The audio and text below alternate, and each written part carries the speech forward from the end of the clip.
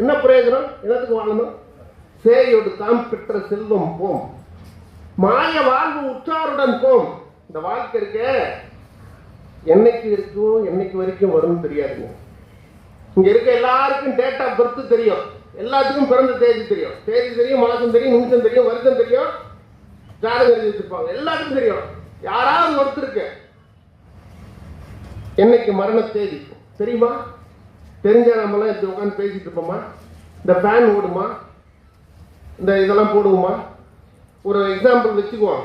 இன்னைக்கு night corona வந்த மாதிரி நடக்காத சம்பவம் தான் கற்பனை வச்சுக்குவோம். இன்னைக்கு நைட்டு 12 மணிக்கு நம்ம வாட்ஸ்அப்புக்கு எல்லாரோட மரண தேதி அறிவிக்கப்படும் சொல்லிட்டா என்ன ஆகும் நினைச்சு பாருங்க. நைட்டு 12 மணி வர்றதுக்குள்ளே இந்த போனை கையில பிடிச்சி இப்படின்னு ஆடியோவா பல கோடி பேர் செத்துருவான். ஒருவேளை 12 மணிக்கு மெசேஜ் வந்துருச்சு, அதை ஓபன் பண்ணி பார்க்குமாங்க? தைரியம் வருமா? திறக்க முடியுமா? அதையும் தாண்டி திறந்து பார்த்தோம். மரணத்தின் தேதி 15/10/2030 எனக்கு வந்திருக்குதுன்னு வைங்க. நான் என்ன செய்வேன்? இன்னும் 4 வருஷம் தானே. நான் உடனே என்ன பண்ணுவேன்? எங்க மாமனாருக்கு தான் போன் பண்ணுவேன். மாமா சொல்லுங்க, மாப்பிள்ள வந்துருச்சா? வந்துருச்சு மாப்பிள்ள. எப்ப? மாமா மாப்பிள்ள 5/8/2052 மாப்பிள்ள அப்படின்னு சொன்னாருன்னு வைங்க.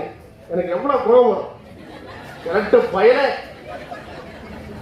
நானே இன்னும் 4 மாசம் தான் இருப்பேன், நான் இன்னும் 30 வருஷம் இருப்பானுங்கள இல்லையாங்க?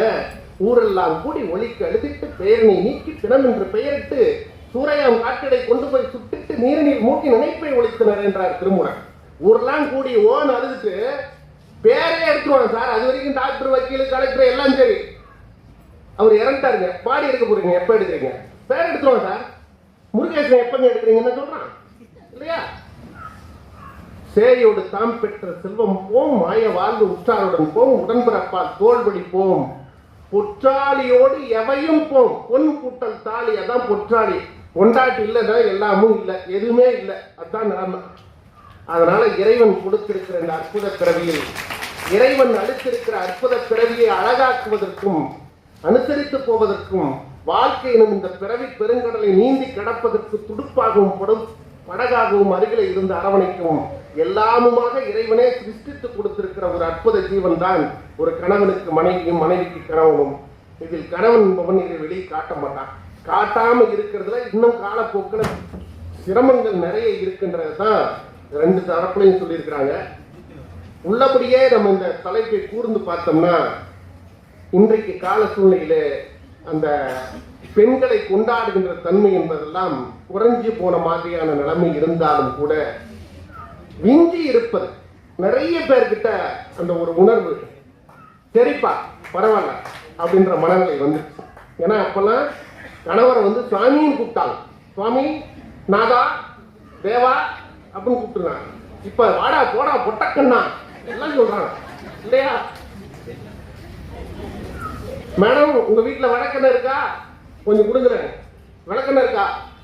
இப்பதான் ஆபீஸ் போயிருக்கு. அப்படியா? அதனால கணவர்களை கொண்டாடுவதிலே மனைவிகள் மட்டும் கொஞ்சம் இன்னும் மேல ஏறி வந்தா 51-49 51-49 தீர்ப்பு என்னன்னு உங்களுக்கே புரிஞ்சிருக்கும். பெற்றதாய் மகன் மறந்தாலும், பிள்ளை தாய் மறந்தாலும், கட்ட நெஞ்சகம் கலை மறந்தாலும், கண்கள் நின்று இமைப்பது மறந்தாலும், உற்ற தேகத்தை உயிர் மறந்தாலும், உயிரை மேவி உடல் மறந்தாலும் உனையென்று வரவேன் உயர்தனி தமிழை என்று அன்னை தமிழை வணங்கி, இந்த நல்ல சந்தர்ப்பத்தில் உங்களை எல்லாம் சந்திக்கிற நல்ல வாய்ப்பினை ஏற்படுத்தி கொடுத்த நம்முடைய பிரதேச செயலாளர் அவர்களுக்கும், இந்த அற்புதமான இந்த இலங்கையில நம் அன்னை தமிழை கொண்டாடுகின்ற உங்களுடைய எல்லாருக்கும் எல்லா வளமும் நலமும் பெற்று, வைணவத்திலே சொல்லுவார்கள் அதை போல அடியார்கள் வாழ, அரங்கநகர் வாழ, கடகோபன் தந்த நூல் வாழ, கடல் சூழ்ந்த மண்ணுலகம் வாழ, மணவாள மாமணி இன்னும் ஒரு 100 ஆண்டு வாழ்க என்று உங்கள் சந்ததிகள் எல்லாம் பல்கி பெருகி இறைவனுடைய அருளுக்கு பாத்திரமாக வேண்டும் என்று எல்லாம் வல்ல இறையர்களையும் என் தமிழையும் வேண்டி விருப்பமே இல்லாமல் விடைபெறுகின்றேன். நன்றி, வணக்கம்.